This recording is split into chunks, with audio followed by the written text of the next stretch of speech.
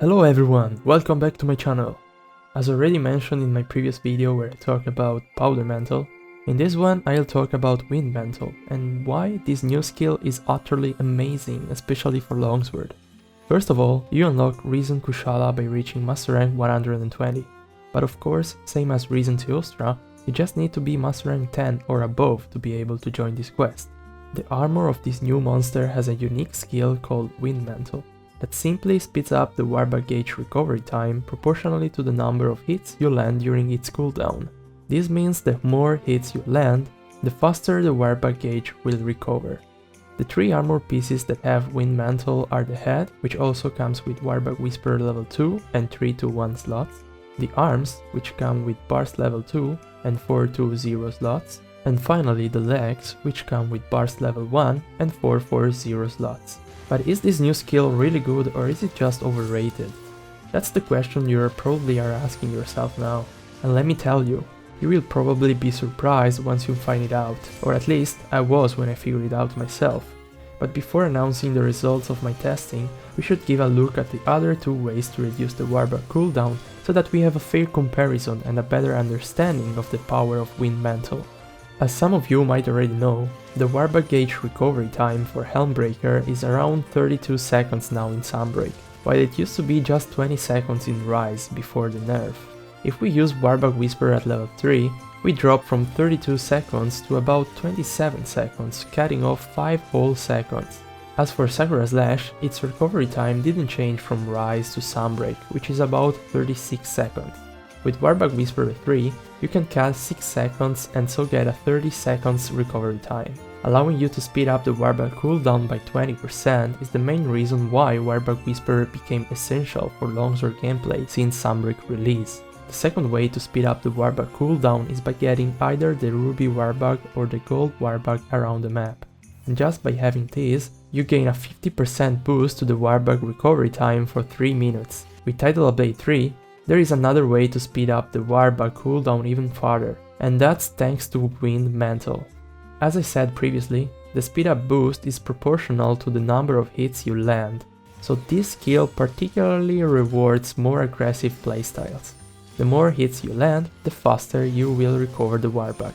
Since this skill doesn't give the same boost to everyone but it depends on how many times you attack the monster, I tested it with common longsword combos that everyone can do.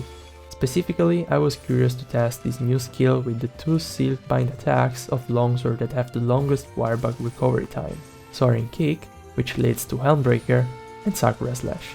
For the first test, I used Helmbreaker plus Yaspir Slash chained 3 times in a row. Please note that every clip I recorded has Warback Whisper 3 in the build, only Wind Mantle levels change.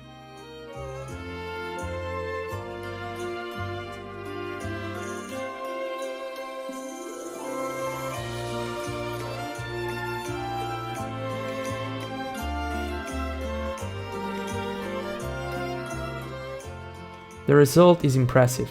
Just at level 1, Wind Mantle cuts about 4 seconds, at level 2, 6 seconds, and at level 3, about 7 seconds. Let's test now with Sakura Slash. The combo is the common Sakura Slash spam 3 times in a row and then the Sacred Sheathe charge attack.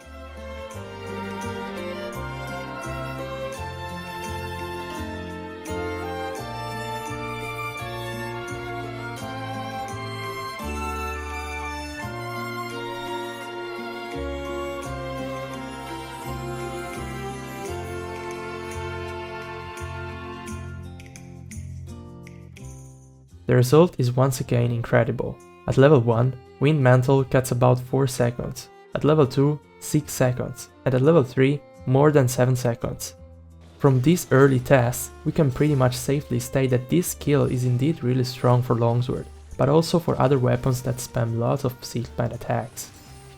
It's important to highlight that the results I got from my testing should be taken with a grain of salt.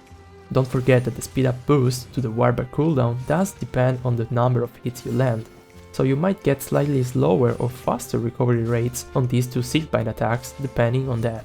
Unfortunately, we still don't have precise data mine on Wind Mantle. When we'll have it, I will definitely share it either here or on my Twitter account. so make sure to follow me there if you don't want to miss any new updates, link in the description.